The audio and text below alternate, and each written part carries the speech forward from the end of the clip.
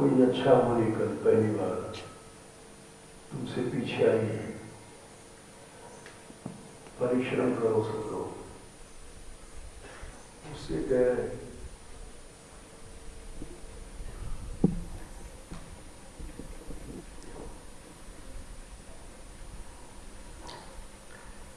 दासास्तु प्रश्नितास्तस्य निदेश वशवर्तिना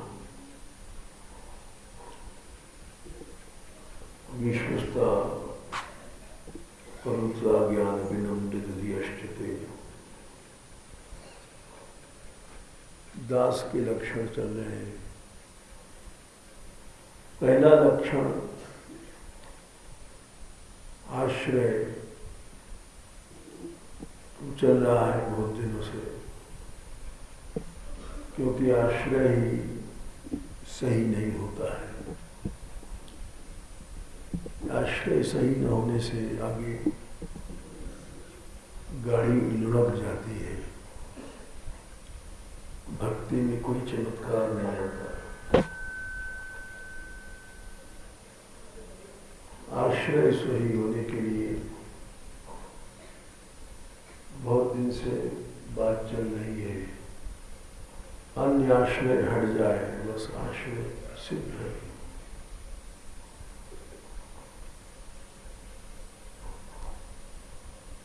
प्रहलाद जी का तो ऐसा मत है कि भगवान से मिलने के लिए कोई मेहनत की जरूरत नहीं है, कुछ करने की जरूरत नहीं है, क्योंकि वो तो मेले मिलाए हैं, हृदय में हैं। बस तुम अन्य आश्रय छोड़ दो, भगवान मिल गए। इस बात को उन्होंने कई बार कहा है, क्योंकि जो मिला मिलाया है, भगवान तो मिले मिलाए हैं सर्वत्र सब जगह। हम लोगों ने संसार को पकड़ रखा है, संसार का आश्रय छूटा और भगवान मिले। प्रहलाद जी के शब्दों में देख लो, 7वां स्कंद 6वां अध्याय, कई जगह कहा है।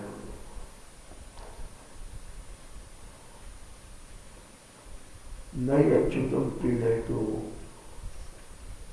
बहु आयासो असुरात्मजा। 19 आत्मत्वात् सर्वभूतानां सिद्धत्वादि सर्वतः। कोई भी बहुत मेहनत की कोई जरूरत नहीं है, प्रहलाद जी कहते हैं। नहीं अच्युतम प्रीणय तो अच्युत शब्द का प्रयोग किया कि भगवान तो कहीं से कहीं हटते ही नहीं, सब जगह है, जल में थल में सर्वत्र है। तो जो मिला हुआ है सदा, उससे मिलने के लिए कोई प्रयास मेहनत करने की कोई जरूरत नहीं है। नहीं अच्युतम प्रीणय तो बहु आयासो। असुरात्मज, तुम चाहे भले असुर हो, कोई हो, बहुत प्रयास करने की जरूरत नहीं है। नहीं अच्युतम प्रीणय तो बहु आशाय आयासो असुरात्मजा।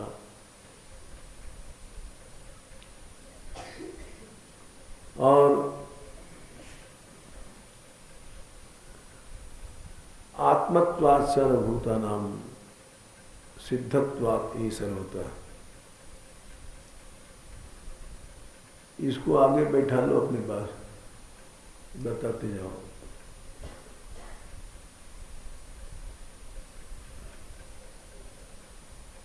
देर में आइए, परिश्रम करना है इसको ज्यादा। तो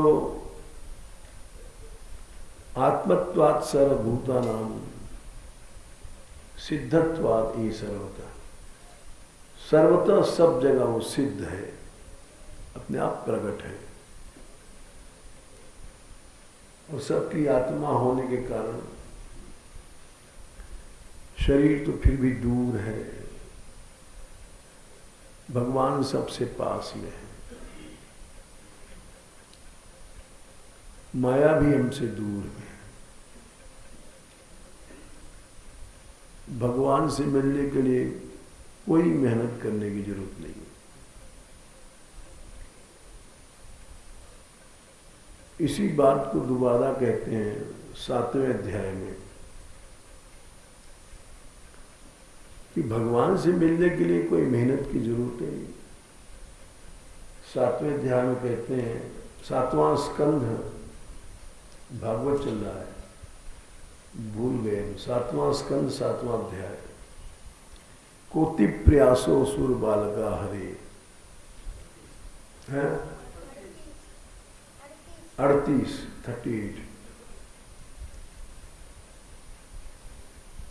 क्या प्रयास करने की जरूरत है भगवान से मिलने के लिए? को अति प्रयास, क्या अति मेहनत की कोई जरूरत नहीं है। स्वे हृदय, अपने हृदय में वो तो है ही है। छिद्र माने आकाश,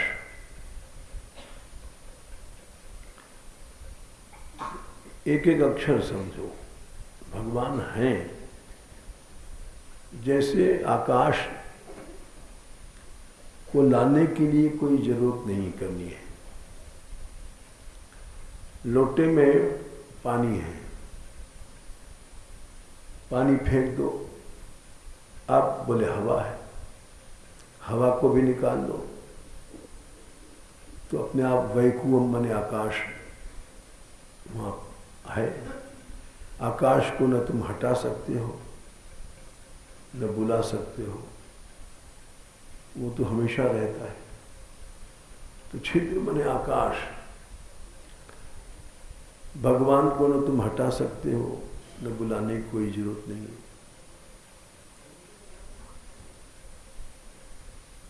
तो आकाश की तरह वो सब जगह है, बस उसमें से जो लोटे में पानी वानी हवा हवा निकाल दो, भगवान मिल गया। यानी अन्य आश्रय छूटा, भगवान मिला।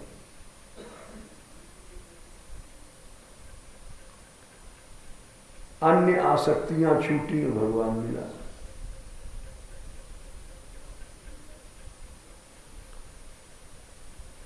हम लोग आश्रय सहारा लेते हैं जहां जिसकी आसक्ति होती उसी के सहारा लेता है। मां का सहारा बेटा लेगा ही लेगा।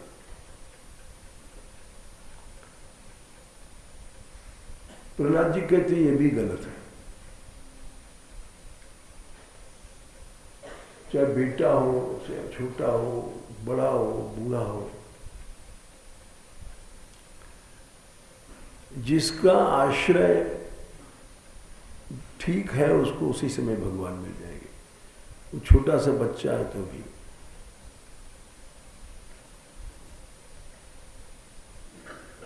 माँ बाप शरण नहीं हो सकते, माता पिता की आसक्ति भी भगवान से रोक देगी।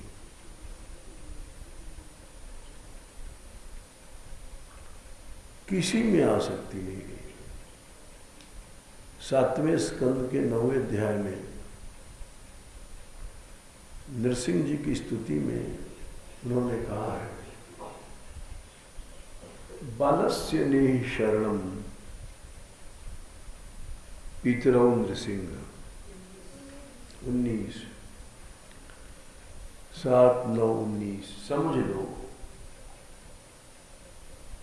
ये माता पिता किसी की भी आसक्ति भगवान से अलग कर देगी। उनका शरण भी लेना गलत है। वो भी अन्याश्रय है। प्रहलाद जी ने अपने पिता की आसक्ति छोड़ा, वो भक्त बन गए। बाकी 3 भाई और थे, संग्राद आदि, उन तीनों को भक्ति नहीं मिली। वे पिता के आज्ञाकारी थे, उसमें आसक्त थे। अनुराग, संग्राद, प्रहलाद आदि 3 भाई और थे। तो इसीलिए उन्होंने अपने अनुभव से बात कही कि बालस्य नहीं शरणम पितरौ। माँ बाप की आसक्ति है, शरण में जाओगे तो फौरन कहेंगे ब्याह करो, पैसा कमाओ, संसारी धर्मों का पालन करो। इसलिए बड़े स्पष्ट शब्दों में उन्होंने कहा है, वो भी तुमको भगवान से अलग कर देगी, माँ बाप की शरणागति भी। ये सुनने में अजीब सी बात लगती है, लेकिन सत्य है। पितरौ 2 वचन है। पितरौ माने माता पिता दोनों, न माँ की शरणागति न पिता की। ये सब बाधक है। बालस्य ने शरणम पितरो न सिंधु नार्तस्य चागदम उदलमति मज्जतो नौ।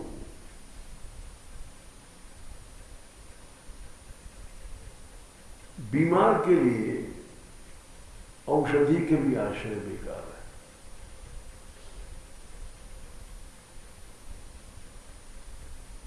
मज्जतो जो डूब रहा है समुद्र में, उसके लिए नाव का आश्रय भी बेकार है।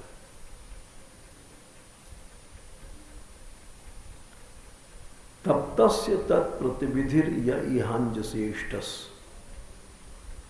और दुनिया में जितने भी उपाय हैं,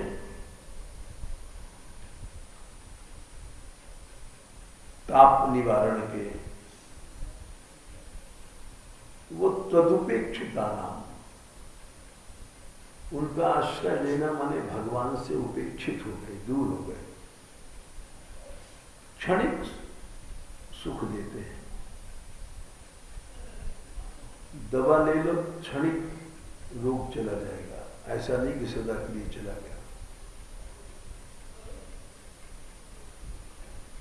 डूबने से तुम बच गए क्षणिक, लेकिन मोह के समुद्र में डूब रहे हैं अनादिकाल से, और डूबते ही जा रहे हैं। इसलिए उनका कहना है कि शरण के लिए ये सब छोड़ देना चाहिए। संसार के किसी वस्तु का, किसी व्यक्ति का आश्रय उनको कालकूट जहर दिया गया, सब दिया गया, उनको कोई भी दवा नहीं लेनी पड़ी, सर्पों से कटाया गया, जाने क्या क्या किया गया। एक दवाई है उनकी, एक आश्रय।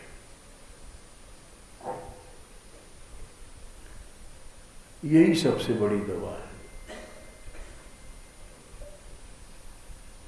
ये दवा न आग में जलने देगी, न पानी में डूबने देगी, न जहर से मरने देगी।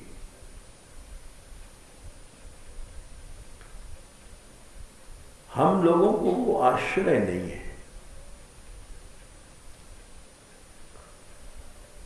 क्योंकि हम लोग देह में आ सकते हैं,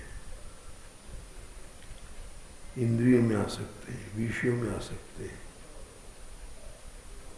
जड़ चीजों में आस्था बनी हुई है।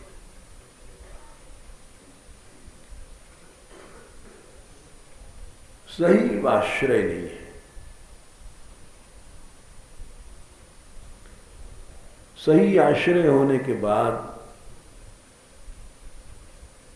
किसी भी औषधि की आवश्यकता नहीं, किसी भी संकट से छूटने के उपाय की आवश्यकता नहीं, कठिनाइयों से बचने के लिए कुछ सोचने की जरूरत नहीं है।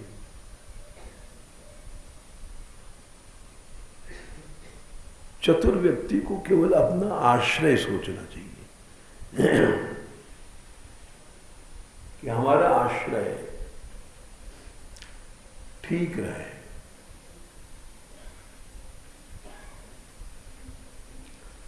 विषया शक्ति भगवान से न करती, इंद्रिया शक्ति भगवान से न करती। किसी भी जड़ वस्तु में आसक्ति, जमीन, जायदाद, पैसा, धेला भगवान से दूर करती है। अन्य माने भगवान के अलावा सब अन्य है। शरीर, इंद्रिय, मन, बुद्धि, रिश्ता, नाता, संबंध सब अन्य है।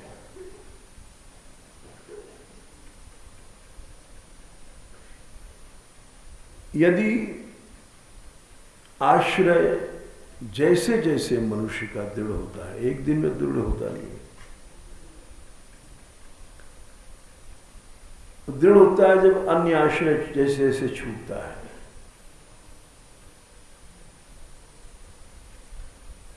वैसे वैसे चमत्कार आता है। एक दिन में नहीं छूटता।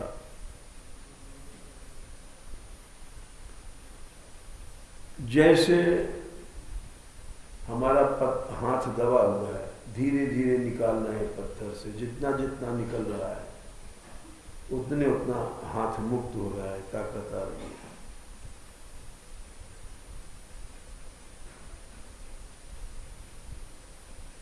इस बात को भगवान ने उद्धव से कहा, एक दिन में नहीं होगा उद्धव जी। 11वें स्कंद में भागवत जी में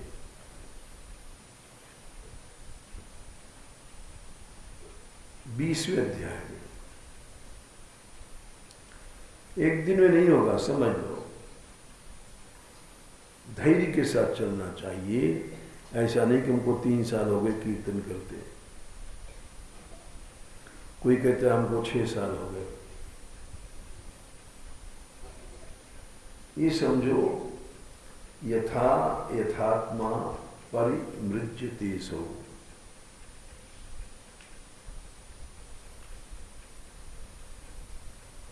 बीस में नहीं होगा तो 14 में होगा, 11, 14,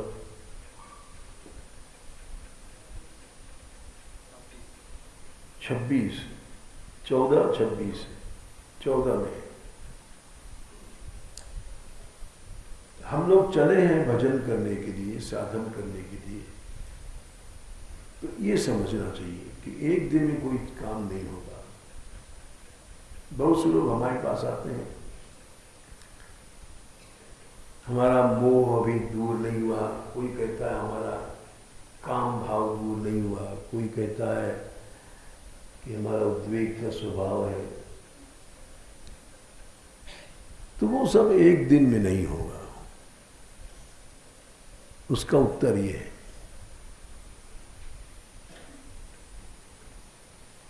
वो चलते रहो, चलते रहो और निराशा नहीं आनी चाहिए, विश्वास कम नहीं होना चाहिए। इसीलिए सत्संग किया जाता है कि कहीं गति रुक न जाए। अरे इतने दिन हो गए कुछ नहीं हुआ, कहीं निराशा ना आ जाए।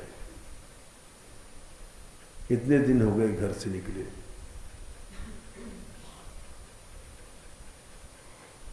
वो ऐसा होता है साधक के मन में। हम अपनी बता रहे हैं 58 साल 60 साल पुरानी बात है। घर से निकले कि निकले थे और वहाँ उसमें ऐसे जंगल थे, वहाँ तो चित्रकूट में बस्ती बन गई, उससे आगे की सड़कें बन गई, शरभंगा सुतीक्षण वगैरह सुनते हैं। हम जब वहाँ रहे तो कुछ नहीं, सड़क वगैरह था। तो एकदम एकाकी जीवन। तो कभी कभी वहां गाते थे कि देखो इतने दिन हो गए कुछ नहीं हुआ।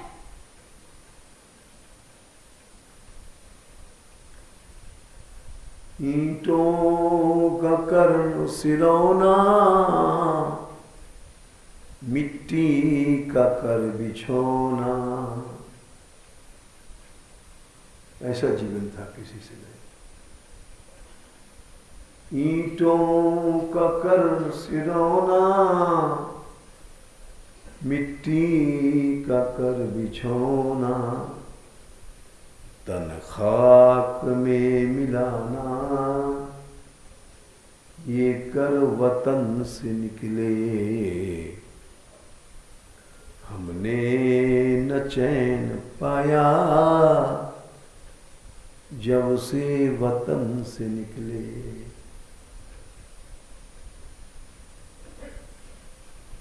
सारा परिवार रो रहा था और वो सब बातें याद आती थी। सब रो रहे थे यारो, मिला से लग रहा था जब से वतन से निकले। उस जमाने की एक गीत था, हमने लिखा था, वो हमारे जीवन डायरी में है। निराशा क्यों ना आए, बड़ा लंबा गीत था। बियाबान जंगल में कोई कब तक तुमको गाए, निराशा क्यों ना आए। तो ये सब बातें सामने आती हैं, जरूर आती हैं। इसीलिए सत्संग जरूरी है कि उससे आदमी चलता रहता है, निराश नहीं होता। और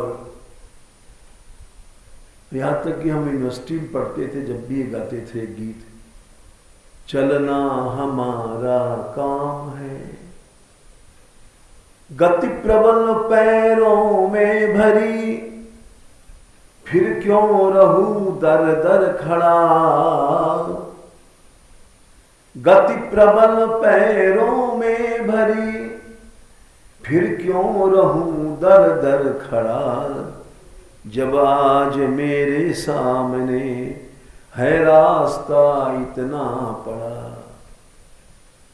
जब तक न मंजिल पा सकूं तब तक न मुझे विराम है। चलना हमारा काम है, चलना हमारा काम है। एक वेद में आता है, चरैवेति गीत, उपनिषदों में हमने पढ़ा था।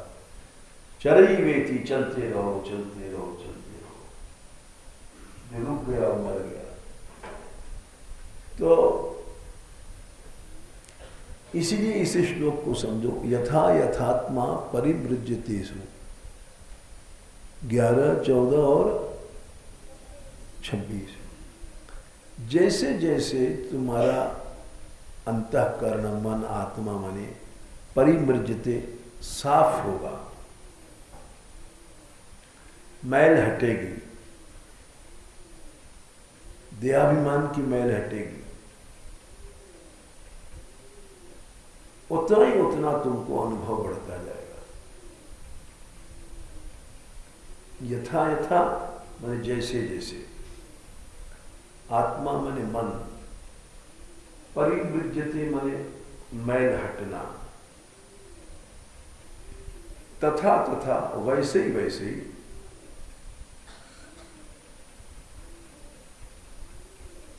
वो कैसे हटेगी? मत पुण्य गाथा श्रवणा विधान। हर समय भगवान की कथा, भगवान की वार्ता,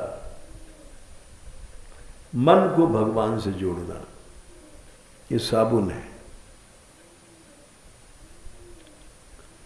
तथा तथा पश्यति वस्तु सूक्ष्म, वैसे वैसे तुमको दिखाई पड़ता जाएगा। चक्षुर यथैवांजन संप्रयुक्तम। पुराने जमाने में ऑपरेशन नहीं होता था, मोतिया बिंद एक कांच फूंक करके सुरमा बनाते थे, वो लगाते लगाते कुछ दिनों में कट जाता था। तो चक्षु यथैवांजन, चक्षु माने दृष्टि, जैसे अंजन से धीरे धीरे मोतिया कटता है और स्वच्छ हो जाती है दृष्टि। तो जरूरत है कि हम चलते रहें, रुके नहीं, निराश नहीं हो। और वो चलना तभी संभव होता है, हाथ पांव से नहीं चला जाता, भावना से चला जाता है। भावनाएं हर समय बढ़ती रहें। चलना मतलब दौड़ना हाथ पांव से नहीं है। हमारा मन, हमारे मन में जो ये संशय है, तर्क है, कुतर्क है, अविश्वास है, निराशा है, इस सब को छोड़ करके और विश्वास, भरोसा, आशा ये बढ़ता जाए, इसको चलना कहते हैं।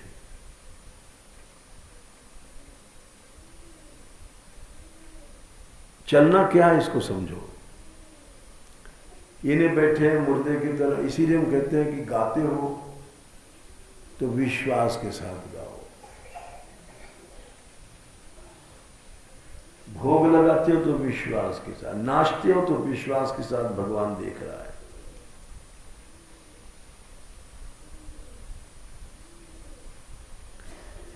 दुनिया की कोई भी तर्क या कोई तुमको बहकाना चाहे तो बहका ना पावे, उसको चलना कहते हैं। भगवान ने इस बात को बड़े एक ही श्लोक में समझाया है, गीता जी में। ये कोई चलना चलना नहीं है कि मन में निराशा का भाव आ गया, हिम्मत हार गए, जी क्या होगा आगे भाई, इतने साल तक कुछ नहीं हुआ, ये चलना नहीं है। चौथे अध्याय में भगवान ने बोले चलना क्या है, अभी तो हम खड़े नहीं भये उस रास्ते पे। चौथे अध्याय में आखिरी श्लोक 42वां है।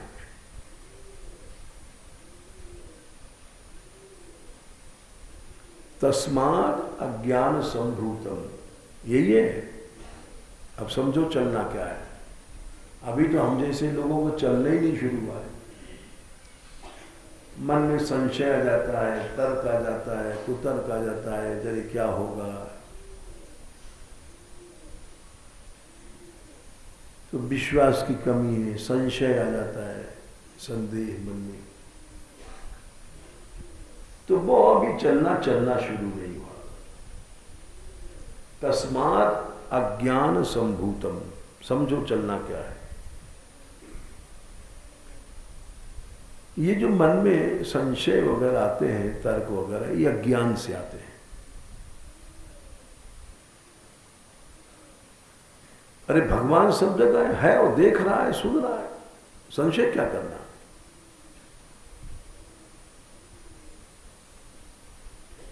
वो सब सुन रहा है, देख रहा है।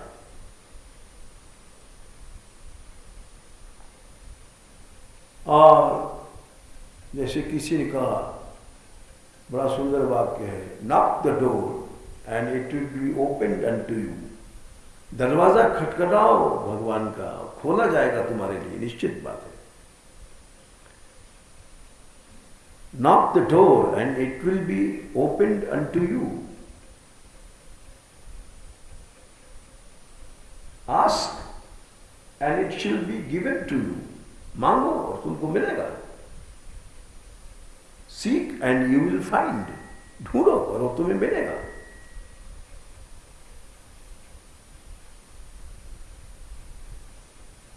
इसलिए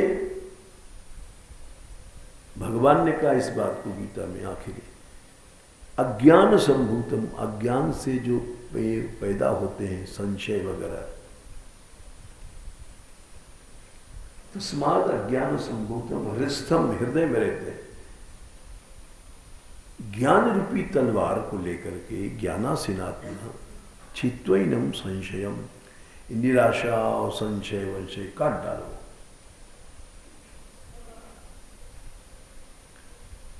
और आत्तिष्ठ, खड़े हो जाओ, जम जाओ और खड़े हो जाओ, चल जाओ.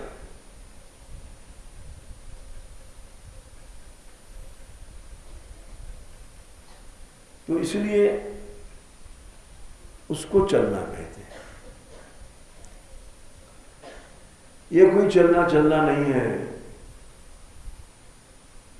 कि हम मालो फेर रहे हैं और सोच रहे कहाँ से आएगा, क्या होगा, या तिकड़म लगाएं, कहाँ से पैसा लाओ, ये करें, और मालूम चल रही है. ये कोई चलना चलना नहीं. बिना श्रद्धा विश्वास के हम जैसे लोग ऐसे किया करते हैं. तो इसलिए भगवान ने कहा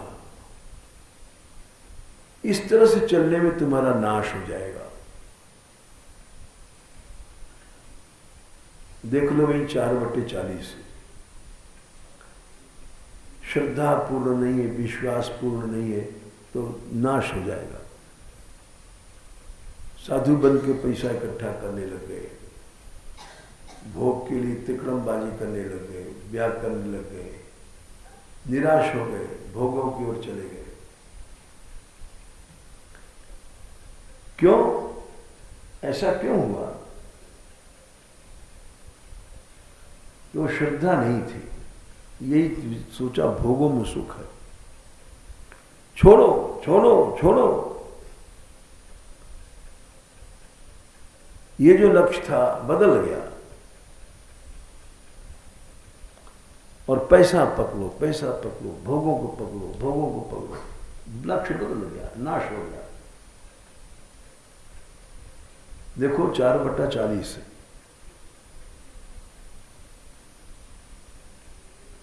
ऊपर से हमारा साधु को कपड़ा है लेकिन नष्ट हो गए. अज्ञश्च अश्रद्धानश्च संशयात्मा विनश्यति. नायम लोको सीना परो न सुखम संशयात्मना. बड़ा सुंदर श्लोक है.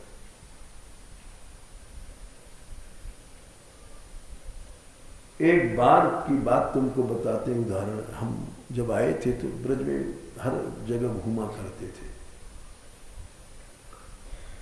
सुना था मुखराई में चरखला का नृत्य होता है, वो भी देखने गए. बहुत पुरानी बात है, 58 साल पुरानी बात होगी. तो वहां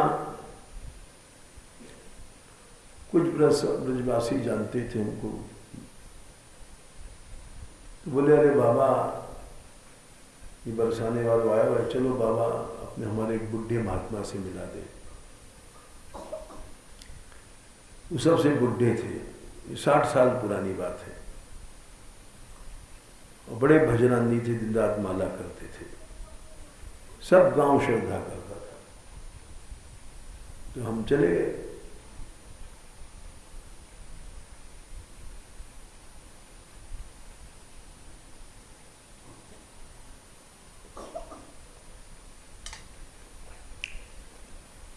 देखा वो सच में बड़े विरक्त महात्मा भजन में बैठे हैं. तो हमने उनको प्रणाम किया। हमने कहा बाबा हम बरसाने से। बोले हाँ हाँ ये ब्रजवासी लोग बता रहे हैं। कुछ अनुभव आप हमको बताइए। अब वो पता नहीं उनका नाटक था या क्या था। वो बंगाली थे, भिक्षा उसकी रोटी खाते थे तो चावल का अभ्यास रहता है उनको। चावल ब्रज में भिक्षा में रोटी मिलती है। तो बोले की बाबा राधा रानी चावल ना देवे। तो ऐसे कुछ बोलते रहे तो हमने सोचा कि चलो यहां से, क्योंकि ये बातें हमको नुकसान करेंगी। जाने नाटक कर रहे हैं कि सही में कर रहे हैं, क्या बात है। जब हम चल पड़े हैं तो फिर इन सब चीजों को, सुख सुविधाओं को, कष्टों को सोचना ही गलत है। जो परमार्थ पथ पे चल गया है उसको ये सब कुछ नहीं सोचना चाहिए। इसकी शुरुआत नहीं भैया नहीं। देखो तीसरे स्कंद में भागवत जी में 25वें अध्याय में ये सब समझो। कपिल भगवान ने अपनी मां से कहा आध्यात्म योग शुरू कब होता है? योग आध्यात्मिका पुंसाम 13 3:25-13। इस रास्ते पर पांव रखने वाले को ये समझ के पांव रखना चाहिए, नहीं यहां भी चोरी चकोरी बदमाशी करेगा, तिकड़मबाजी लगाएगा। योग आध्यात्मिका पुंसाम मतो निःश्रेयसाय। कल्याण के लिए योग क्या है? सुख दुख की भावनाओं से मन उपराम हो जाए तब शुरू बात भई। अत्यंतो भरतिर यत्र दुखस्य च सुखस्य च।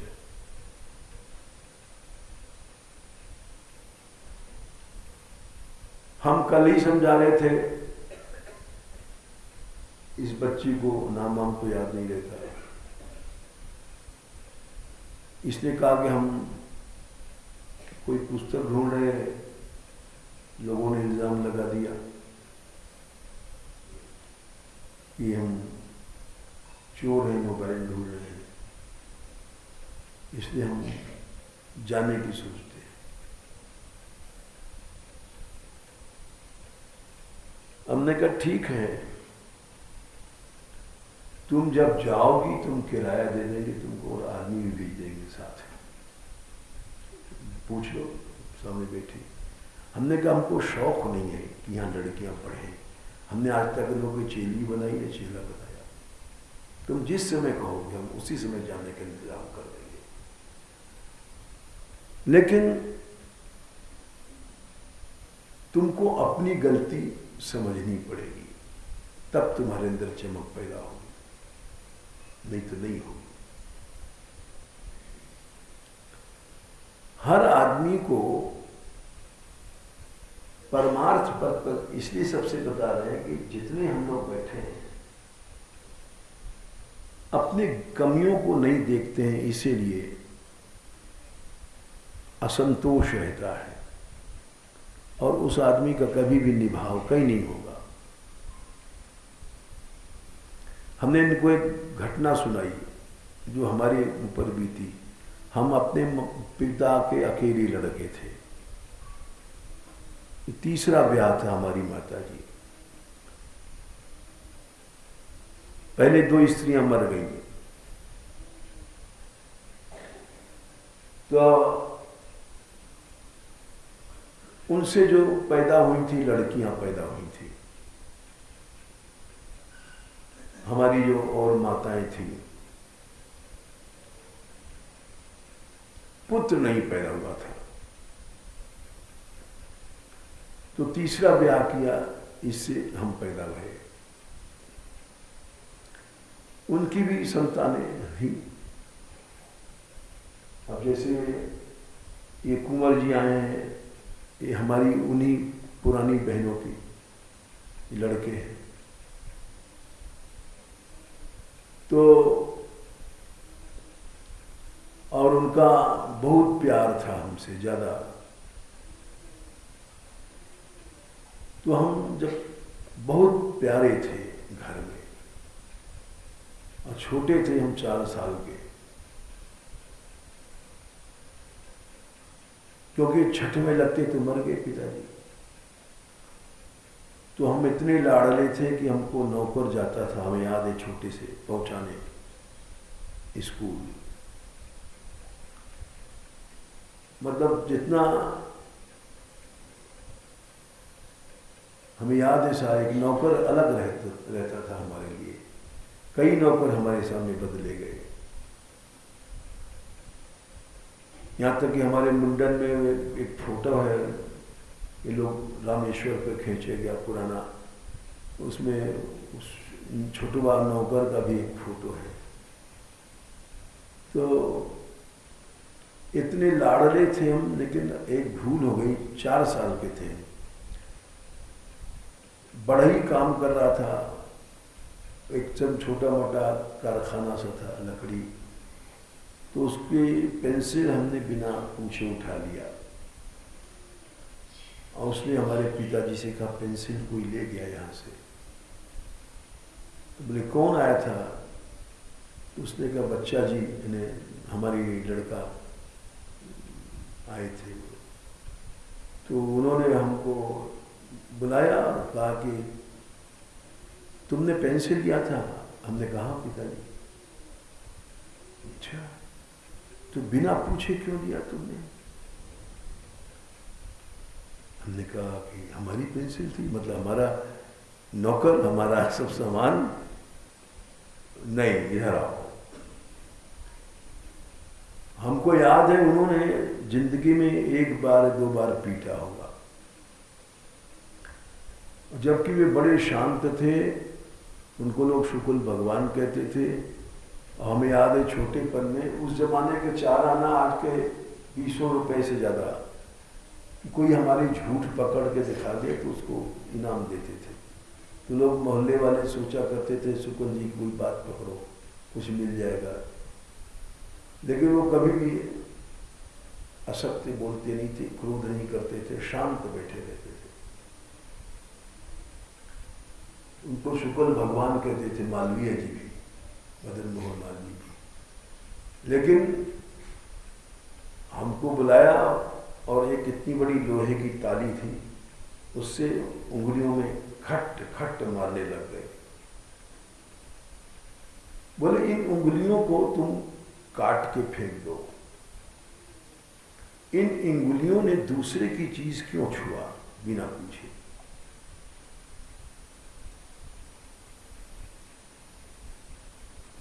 तो वो उस दिन की पिटाई आज तक काम दे रही है।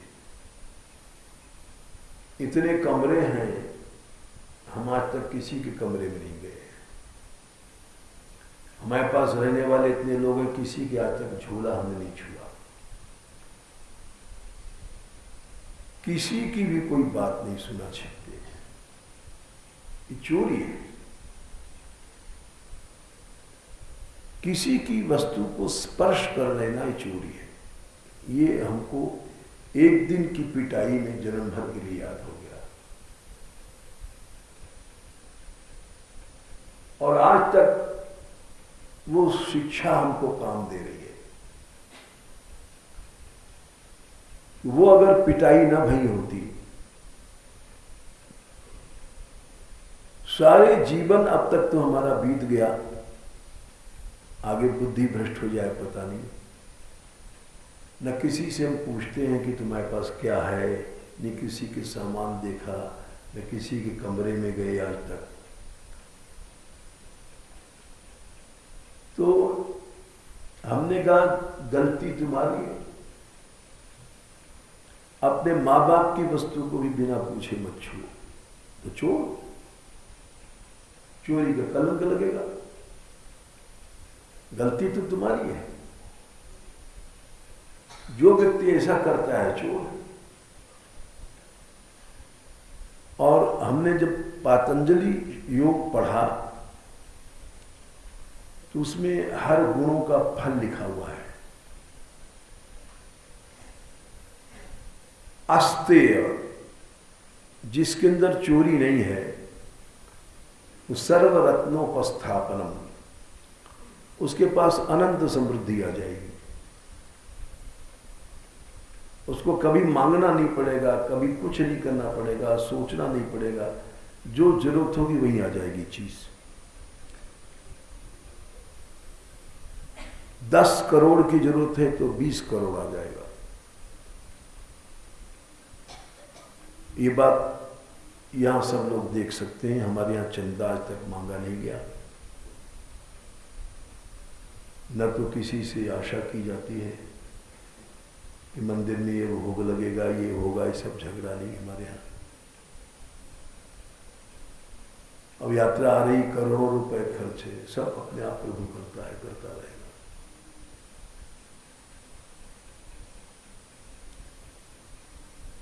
तो इसलिए हमारे अंदर जो कमियां हैं, भगवान ने कहा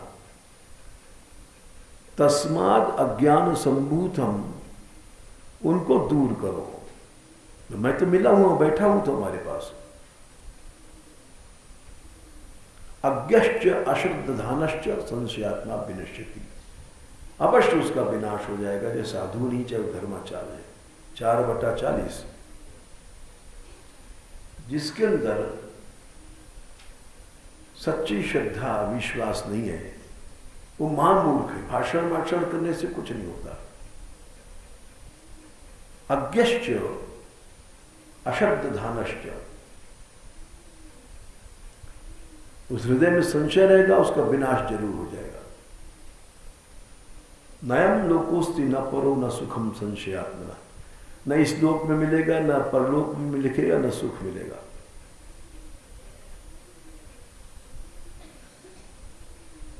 इसलिए भगवान का आश्रय तभी शुरू होगा, अभी तो शुरू नहीं हुआ है,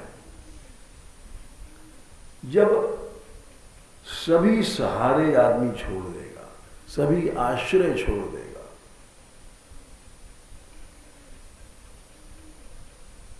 न तेरे सहारे न मेरे सहारे, उसी के सहारे, उसी के सहारे। मेरी कश्ती है उम्र का पूछना क्या, चली जा रही है किनारे किनारे। ये हम जब दर्जा 8 में पढ़ते थे, तब हमारे एक अध्यापक या गुरुजी इस गजल को गाते थे। 4 लाइन, इस 4 लाइन को हमने बढ़ा के गजल यहां पूरी किया। तो तुम्हारा आश्रय अगर सही होगा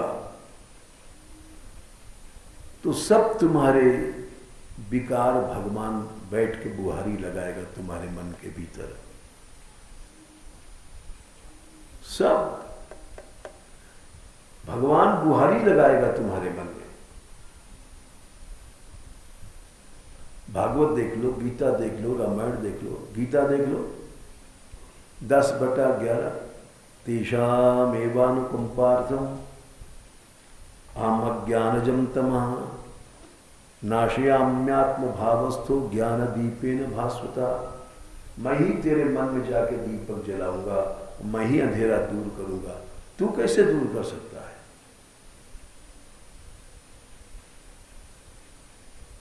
भागवत देख लो, प्रथम स्कंद दूसरा अध्याय।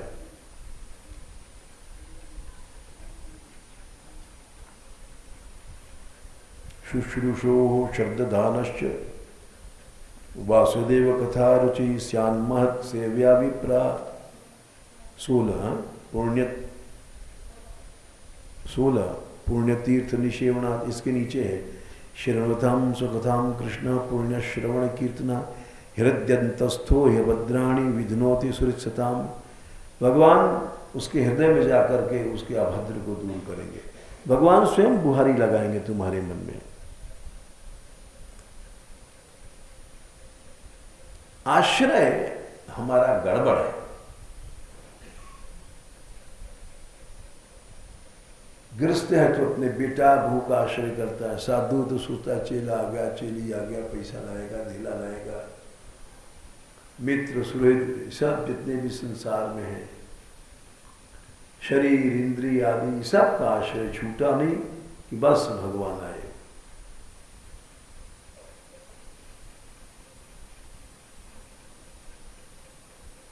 हमने खुद संसार को पकड़ रखा है। हालांकि देर हो गई, चलो एक और बात सुना देते हैं 2 मिनट में।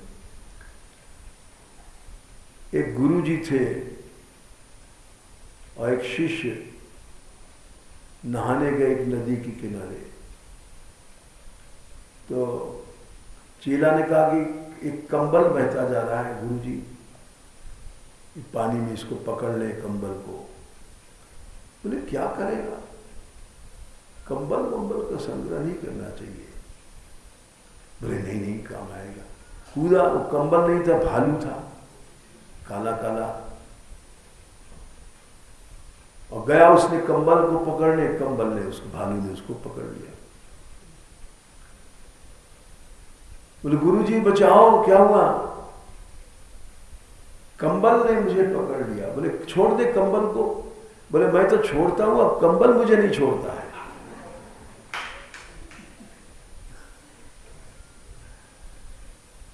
बोले मैं क्या करूं, मैंने तुझे मना किया था ना। डूब गया, मर गया।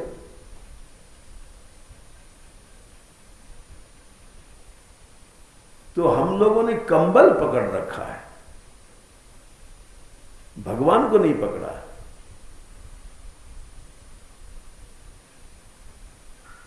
भगवान का आश्रय करो, वो तुम्हारे अंतःकरण में घुस के साफ कर देगा, चमाचम हो जाएगा।